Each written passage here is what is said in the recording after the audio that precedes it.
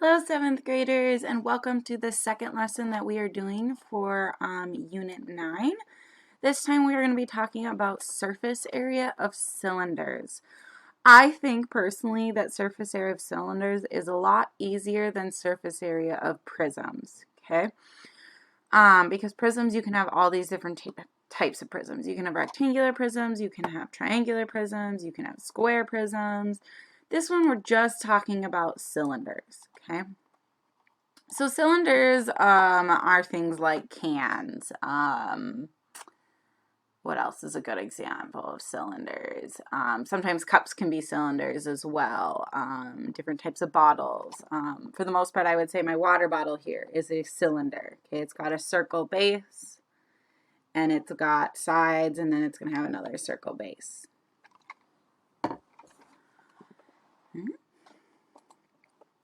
Skipping our warm-up.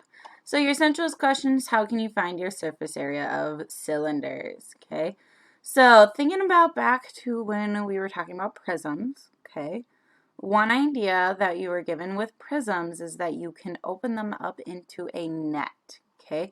That's something also you're going to see within cylinders. So a lot of times a cylinder net is going to look something kind of like this, where you're going to have your bases, and then you're going to have one big shape that kind of wraps around the rest of it.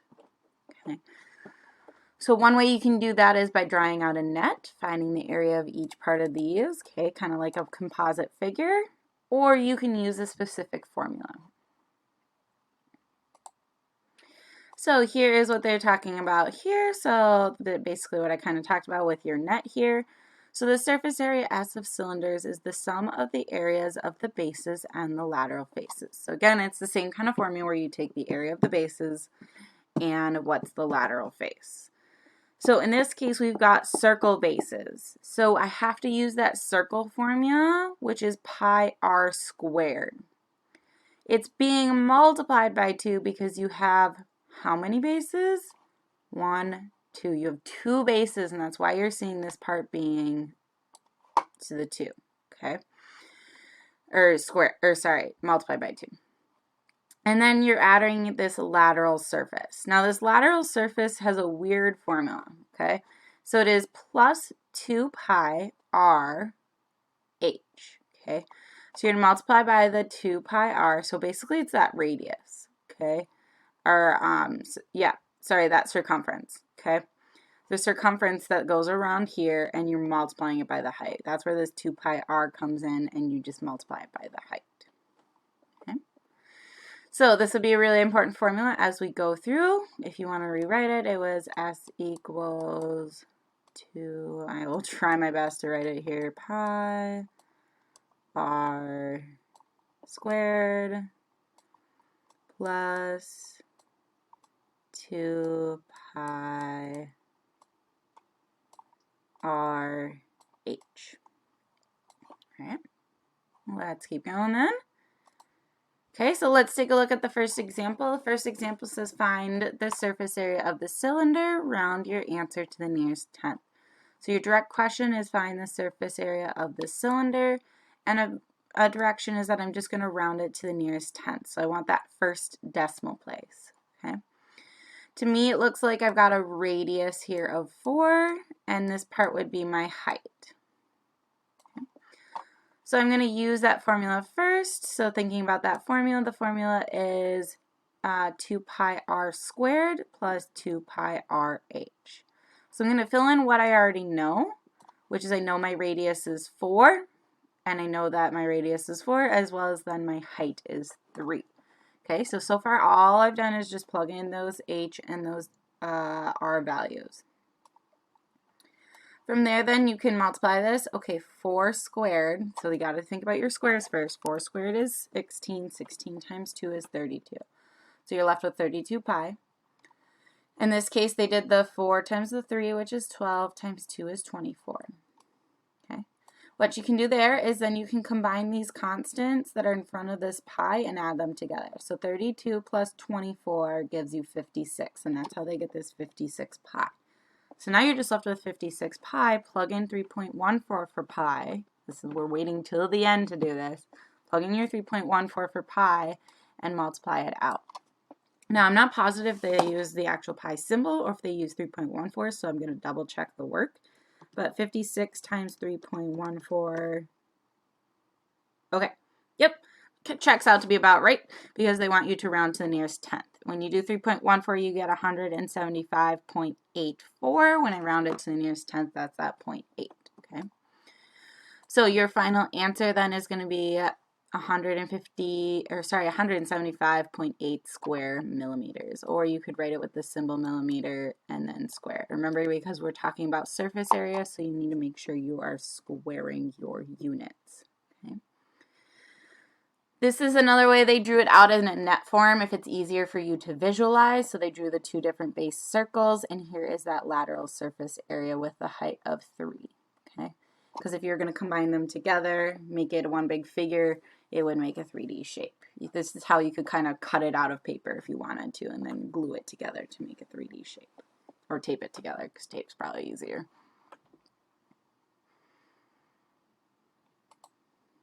All right. So the next part isn't on your own. They want you to find the surface area of the cylinder, round your answer to the nearest tenth. Okay. So again, if you're not 100% sure on that equation, go back and look at your notes. You should have the printed out notes. Go back in this video to find that equation. I want you to first figure out what's your height, what's your radius for each one of these, and then go ahead and plug it into the equation and solve, right? When you come back, I will have the answers for you. Again, please pause the video. Take the time to practice this. Once you are done and you want to check your work, go ahead and unpause this video and you can continue playing.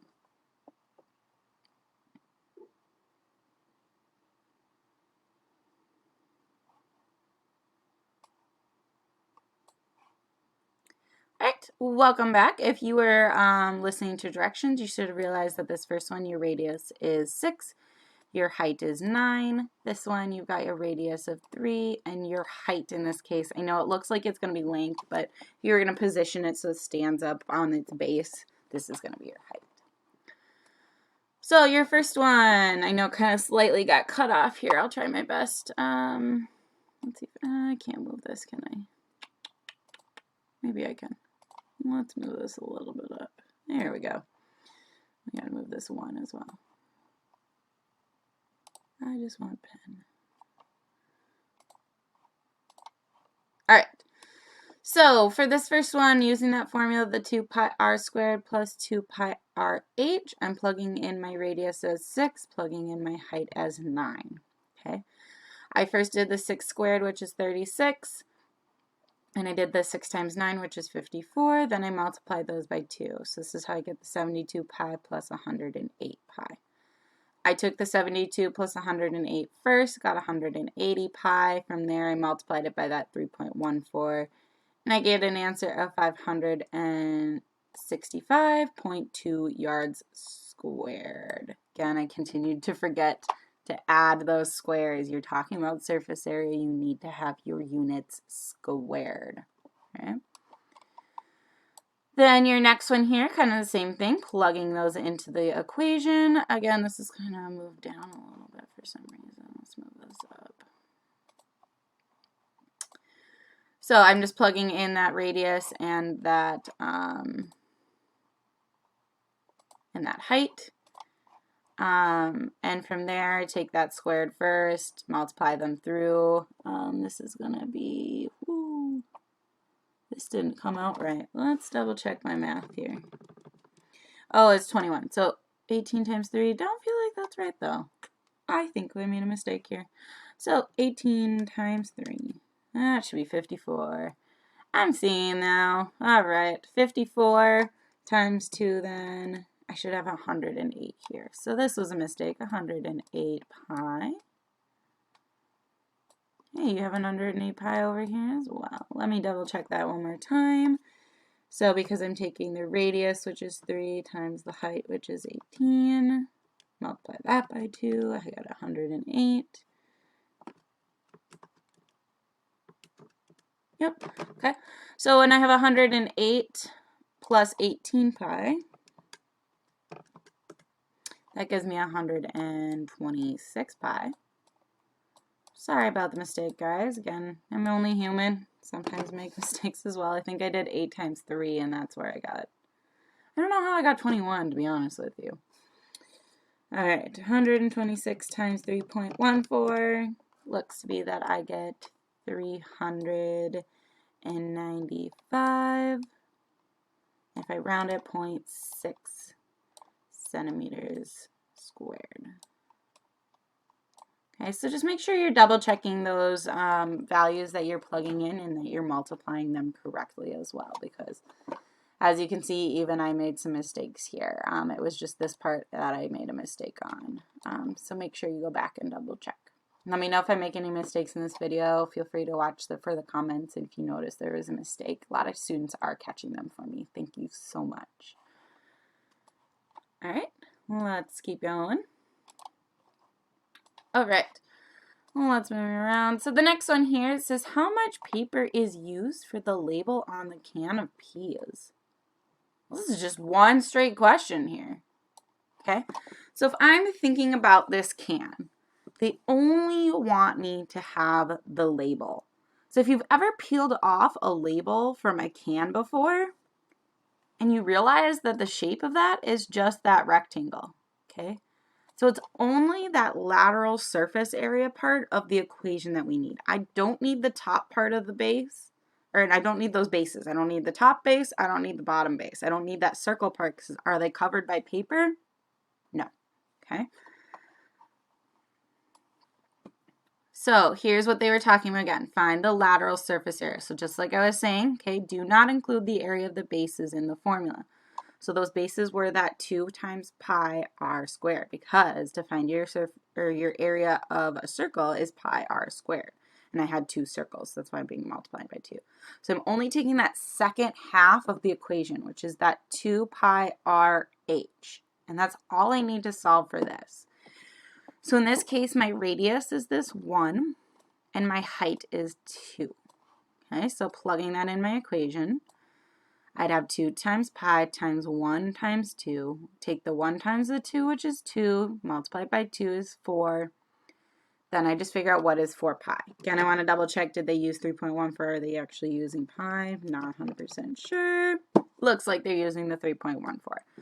So they get about 12.56.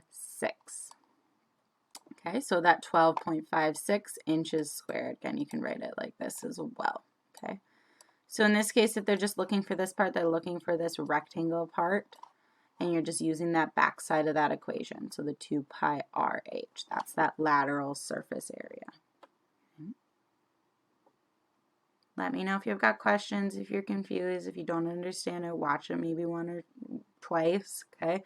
Then come see me if you still got questions. Let's keep going. I think this might be a good place to pause the video because, again, I can only get up to 15 minutes in a video recording. So when you come on back and you can find part 2 of this video, I will be continuing with this example, okay? And then we'll talk about homework, and I think there's maybe 1 or 2 more on your own questions, okay? So go ahead, you can end this video and then find part 2. So it's part 2 of lesson 14.3, which is on the surface area of cylinders. Make sure you are watching both parts, okay? I'll catch you in part 2. See you in just a minute.